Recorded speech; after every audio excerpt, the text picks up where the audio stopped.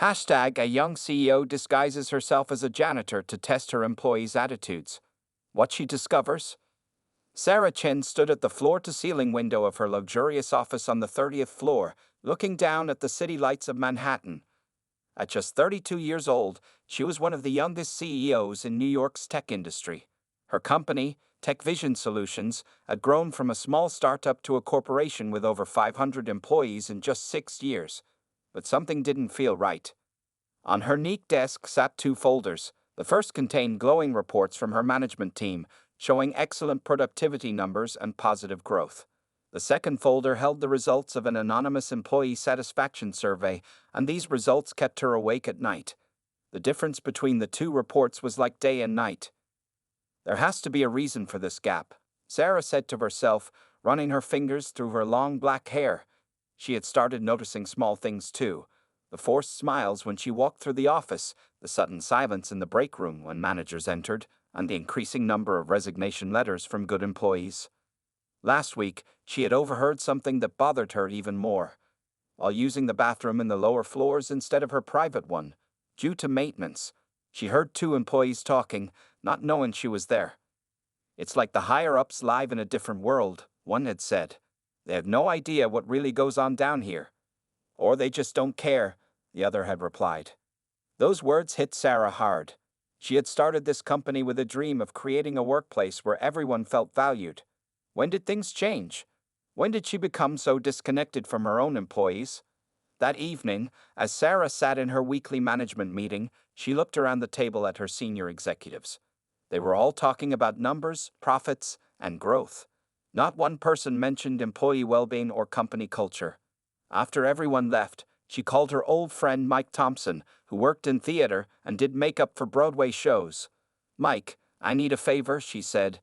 "Can you make me look like a completely different person?" "What are you planning, Sarah?" Mike asked, knowing his friend's creative way of solving problems. Sarah explained her plan. She would go undercover as a night shift janitor in her own company. She would work alongside the cleaning staff, observe the late-night operations, and see how employees behaved when they thought no management was watching. Mike thought she was crazy but agreed to help. Over the next week, they created her new identity. With skilled makeup application, a wig, colored contact lenses, and some padding to change her slim figure, Sarah Chen transformed into Maria Santos, a middle-aged janitor looking for honest work. She spent hours practicing walking differently, speaking with a slight accent, and learning how to use cleaning equipment properly. She even created a complete backstory for Maria, a single mother with two teenage children, new to the city, and grateful for any work she could find. To make the plan work, Sarah told her board of directors she needed to take some time off to visit her sick mother in California. In reality, she would be working nights as Maria while handling urgent CEO matters during the day. It would be exhausting, but she needed to know the truth. On her last day before starting her undercover mission, Sarah looked at herself in the mirror. The face that looked back was unrecognizable, older, tired, with gray strands in her now curly black hair and worry lines around her mouth. Perfect. "Sometimes," she said to her reflection, "you need to go down to the ground floor to understand why the building isn't as stable as you thought." That night, as she drove to work in her old Honda Civic instead of her usual luxury car, Sarah felt nervous but determined. She had no idea that this decision would completely change not only her understanding of her company, but also her perspective on leadership, human dignity, and success. Maria Santos was reporting for her first night shift, and Sarah Chen was about to learn what her company really looked like from the bottom up. Maria Santos, who was really Sarah Chen in disguise, pushed her cleaning cart down the quiet hallway of TechVision Solutions. It was 9:30 p.m. on her first night as a janitor. Her hands felt strange holding the mop instead of the expensive pen she usually used to sign company documents. "Hey, new girl," called out Carmen, the supervisor of the night cleaning staff. "Let me show you your areas for tonight." Carmen was a short woman in her 50s with kind eyes and a no-nonsense attitude. She had been working at TechVision for 12 years, longer than Sarah had been CEO. As they walked, Carmen explained the rules. Marketing department first, then HR, then the executive offices on floor 30. Be careful with the computers and don't touch any papers on the desks. Sarah nodded, trying to hide how strange it felt to get instructions about cleaning her own office. The marketing department was still busy, even at this late hour. Sarah recognized Tom Phillips and his team working on a big client presentation. As she started cleaning around them, something unexpected happened. "Oh, hi, you must be new," Tom said with a warm smile. "I'm Tom. Would you like some coffee? We just made a fresh pot." Sarah was surprised. She had never seen this side of Tom during day meetings.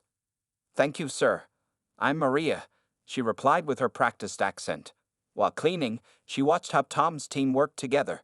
They shared pizza, helped clean up their mess, and even stacked their chairs to make it easier for her to vacuum. The scene in HR was completely different. The department head, Richard Cooper, was still in his office. When Sarah entered to empty his trash, he didn't even look up. His desk was a mess of scattered papers and coffee stains. As she cleaned around him, he spoke loudly on his phone. "These entry-level employees want too much these days," Richard complained to someone. "They're asking for better health insurance. Can you believe it? They should be grateful they have jobs." Sarah's hands tightened on her mop. This was the same man who had told her last week that employee satisfaction was high. She wanted to say something, but Maria the janitor had no power to question an HR director. The real shock came when she reached the executive floor, her floor. 5 senior managers were having a late meeting in the conference room. Through the glass walls, she could see them laughing and eating takeout. When she entered to clean, they continued their conversation as if she didn't exist. "Did you see James from it asking for a raise again?" One manager laughed. "Maybe he should focus on doing his job instead of complaining." Speaking of complaints, another added, "Someone from the cleaning staff wanted better safety equipment last week. These people don't understand how business works."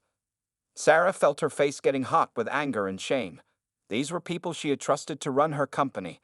As she picked up their food containers and wiped coffee rings from the expensive conference table, they couldn't say a single thank you or even acknowledge her presence. By midnight, Sarah's feet were aching. She wasn't used to standing for so long.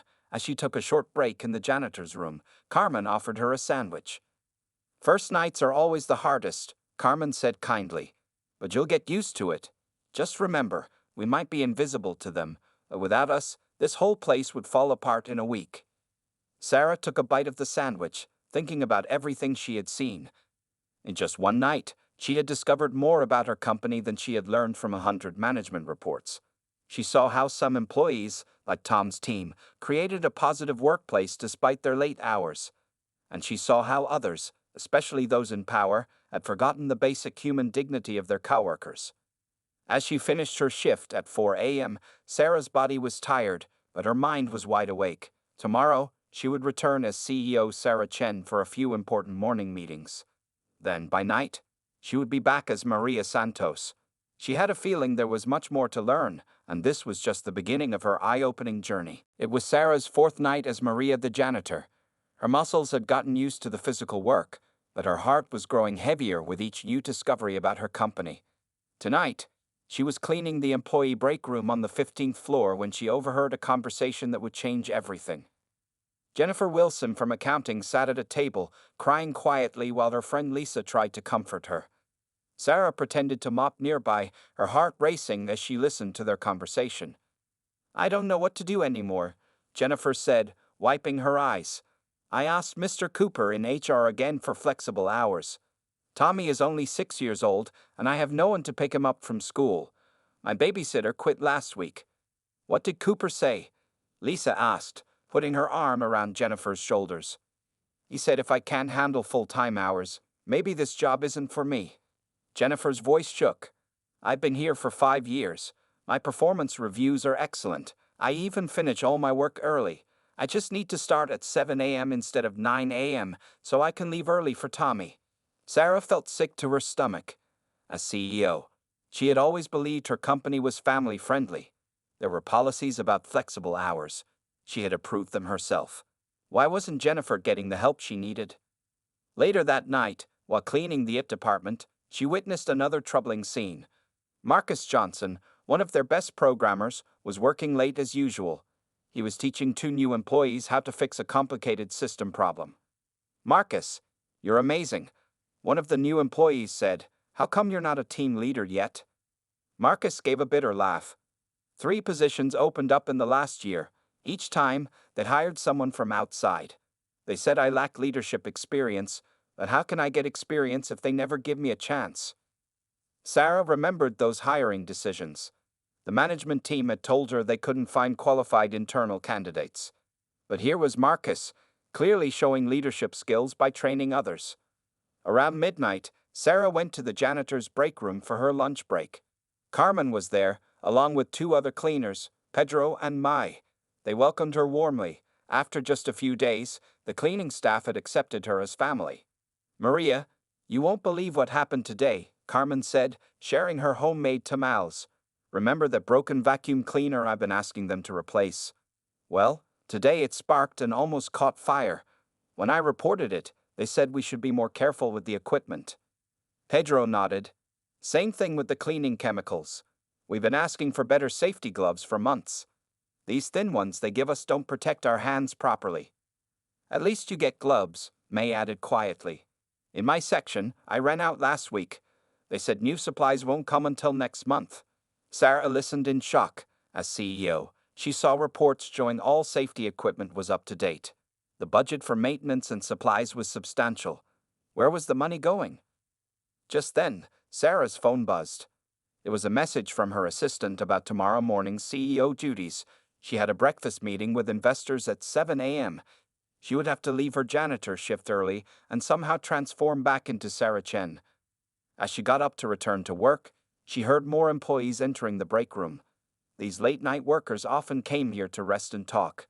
They spoke freely around the cleaning staff, believing no one important would ever hear their words.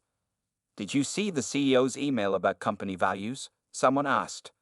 All that talk about respect and equality. Meanwhile, my friend in customer service got yelled at by her manager for taking a 5-minute bathroom break.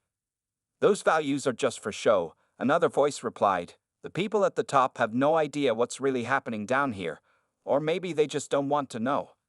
Sarah gripped her mop tightly.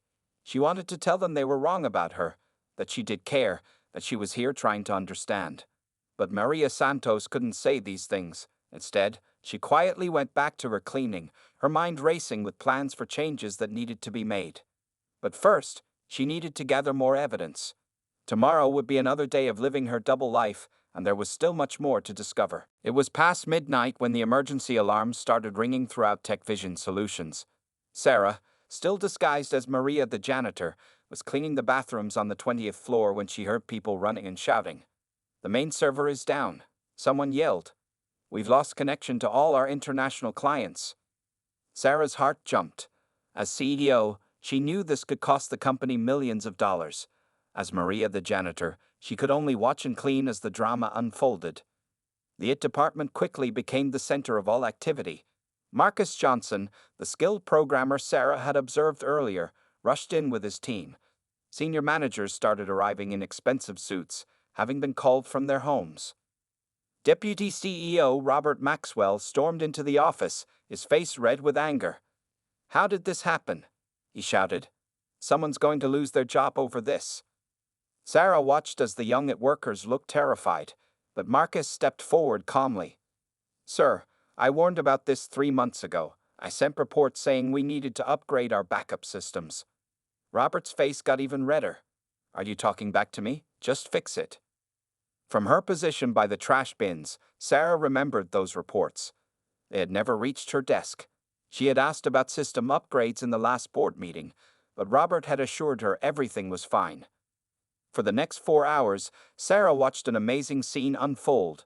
The junior IT staff, led by Marcus, worked nonstop to fix the problem.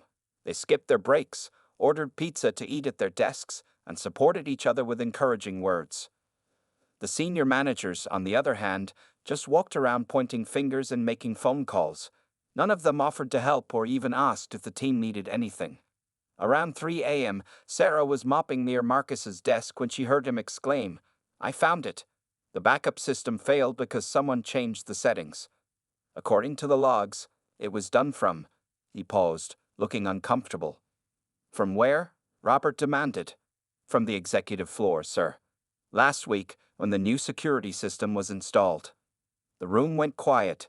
Sarah remembered approving that security system installation, a project that Robert had personally supervised.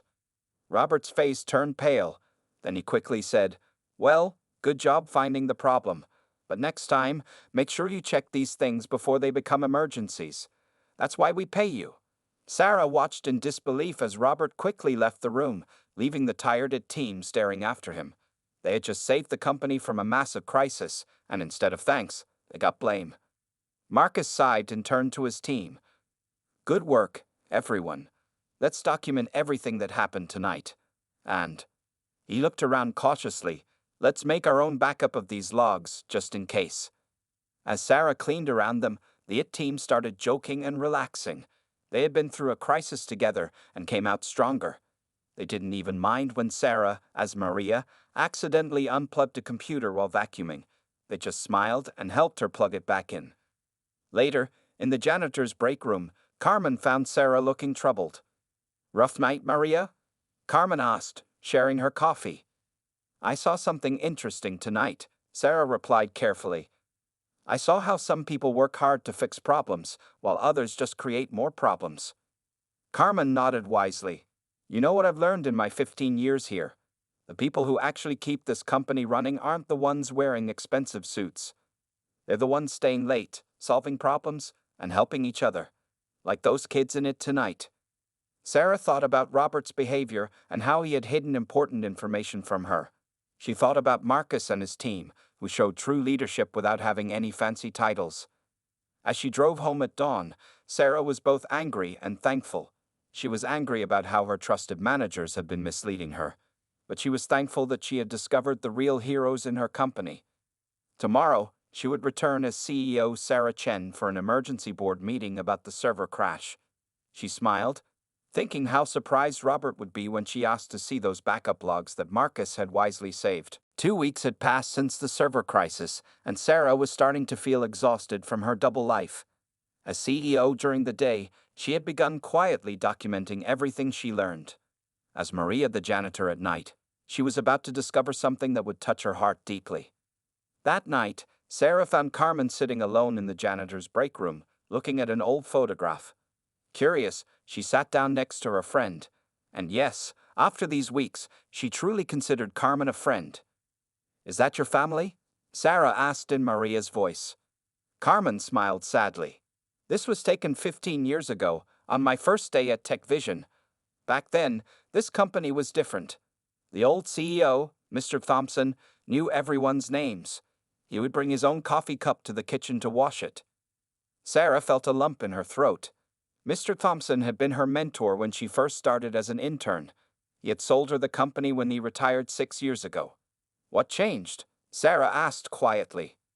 "Success changed everything," Carmen sighed. "We grew bigger, got these fancy offices. Suddenly, there were all these new managers with big titles. They stopped seeing us as people. Last Christmas party, they didn't even invite the cleaning staff. Mr. Thompson always made sure we were included." As they talked, other night shift workers started coming into the break room. Jennifer from accounting was there again, this time showing pictures of her son's school play that she had missed because of work. Marcus from it came in looking tired after fixing another system problem. "You know what's funny?" Marcus said, joining their conversation. "I've worked here for 7 years, but this break room feels more like a family than my own department. At least here, people listen to each other." Sarah watched as everyone nodded in agreement. The night shift workers had created their own community, security guards, cleaners, its staff, and late working employees all sharing snacks and stories. Pedro, another janitor, shared his tamales. May taught everyone how to fold paper cranes during their break. Even the normally quiet security guard, Dave, opened up about his daughter's college dreams. "I've been saving for her education for 10 years, Dave said. Working extra shifts whenever I can. She's so smart. She wants to study computer science." "Maybe she could intern here," Jennifer suggested, then added bitterly, "though I hope things are different by then." Sarah listened as more stories poured out. Carmen talked about how she had trained 12 new cleaning staff members over the years, but was never promoted to supervisor despite her experience. May shared how she worked 2 jobs to support her elderly parents. Marcus mentioned how his team kept the company running but couldn't get approval for needed equipment upgrades. As the break ended, Carmen showed Sarah how to properly clean the executive floor windows. While they worked, Carmen shared more about the company's history. "See that old building across the street?" Carmen pointed. "That was our first office. Just 2 floors, but we were like a family. The cleaning staff had the same health insurance as everyone else back then. Now they call us external contractors so they don't have to give us benefits." Sarah nearly dropped her cleaning cloth. She hadn't known about this change. It must have happened during all the rapid growth, buried in some HR policy update she had signed. Later that night, while cleaning the CEO's office, her own office, Sarah found herself looking at everything differently. The expensive art on the walls, the luxury furniture, the fresh flowers delivered daily, all of it seemed wrong now. In the corner, she noticed a small photograph she had never really looked at before. It showed the company's first team, taken 15 years ago. There was Mr. Thompson in the middle, and right next to him, Carmen, looking younger but with the same kind smile. Sarah's eyes filled with tears. Somewhere between becoming a huge success and focusing on profits, her company had lost its soul. The people who built its foundation were now treated as invisible. As she drove home that morning, Sarah made a decision. It wasn't enough to just observe anymore. She needed to do something about everything she had learned. But first, she had one more week of being Maria, one more week to understand exactly what needed to change. Sarah's double life was nearing its end. This was supposed to be her final week as Maria the janitor. But on Wednesday night, something happened that forced her to change her plans. The night started normally. Sarah was cleaning the executive floor when she heard voices coming from the main conference room. Deputy CEO Robert Maxwell was having a late meeting with other senior managers. Through the glass walls, she could see them drinking expensive whiskey and laughing. "Maria, come clean up this mess," Robert called out, snapping his fingers like he was calling a dog. Sarah entered the room quietly, keeping her head down as she had learned to do. Coffee cups and food containers were scattered everywhere. As she cleaned, the managers continued their conversation as if she wasn't there. "These employee satisfaction surveys are a joke," Robert laughed, holding up some papers. "They want better benefits, more flexible hours, career growth opportunities. Don't they understand we're running a business, not a charity?" Sarah's hands shook as she picked up trash from the floor. These were the same survey results that had first made her go undercover. "You know what's funny?" Another manager added. "That cleaning lady Maria is actually more reliable than half our employees. At least she knows her place and doesn't ask for anything." Robert laughed again. "Speaking of asking for things, did you see those ridiculous equipment requests from the IT department? After that server crash, they think they can demand anything. I already deleted their emails. Let them work with what they have." Sarah accidentally dropped a cup, spilling some coffee on the floor. "Careful, you stupid woman," Robert shouted. "This carpet costs more than you make in a year." The other managers laughed. Sarah quickly got down on her knees to clean the spill, her face burning with anger and shame. "You see, this is what I mean about standards dropping," Robert continued. "We should probably replace all these cleaners with a professional company. My golf buddy runs one. He says he can do it cheaper." "What about Carmen and the others?" someone asked. "They've been here for years." Robert waved his hand dismissively. "Who cares? They're just janitors. Look at Maria here, probably doesn't even understand what we're saying." Sarah stood up slowly, still holding the wet cleaning cloth. In that moment, she wanted to reveal herself, to show them who she really was. But she remembered all the people who had trusted Maria with their stories. Carmen, Jennifer, Marcus, and many others. She needed to handle this carefully. After cleaning the conference room, Sarah went to the break room. Her hands were still shaking. Carmen found her there, staring at her reflection in the window.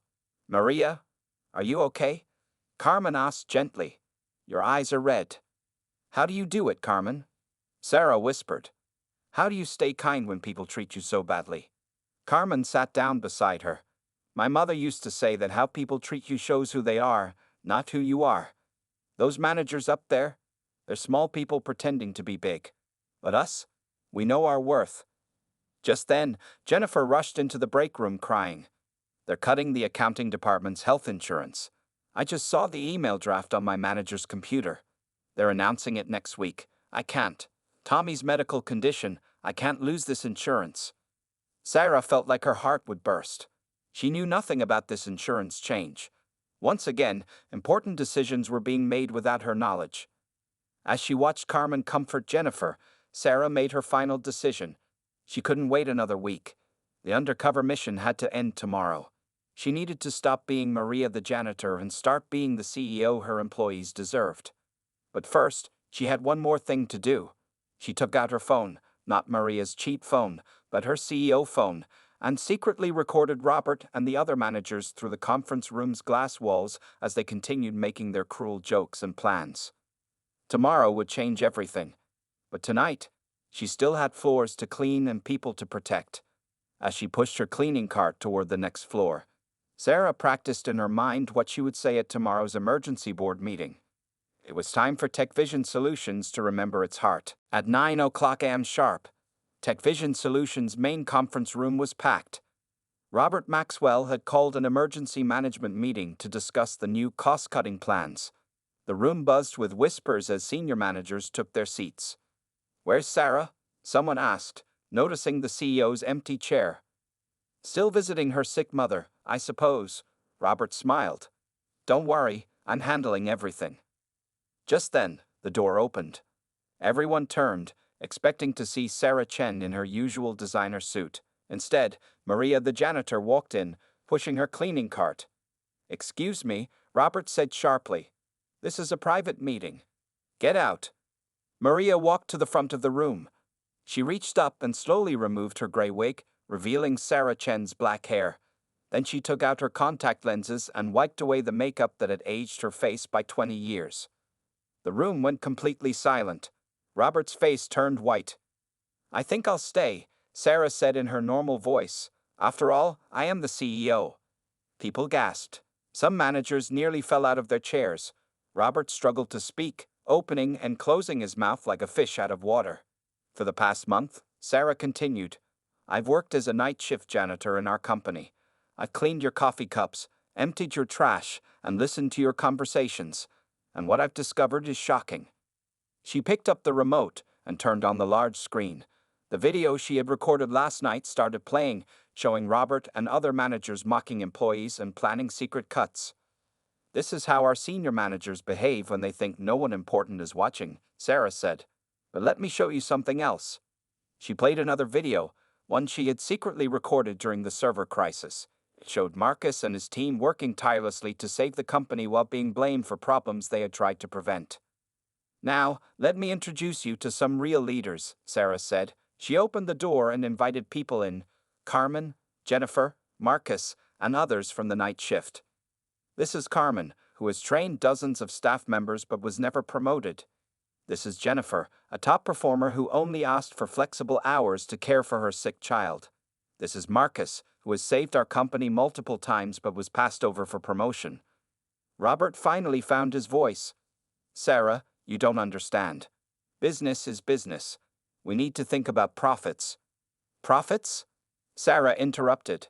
"Let me tell you about profits. While you were planning to cut employee health insurance, you approved a $2 million renovation for this floor. While you denied it department's critical equipment requests, you bought a new company car." She turned to face everyone in the room. "I built this company to be a place where everyone was valued. Somewhere along the way, we lost that, but today things change."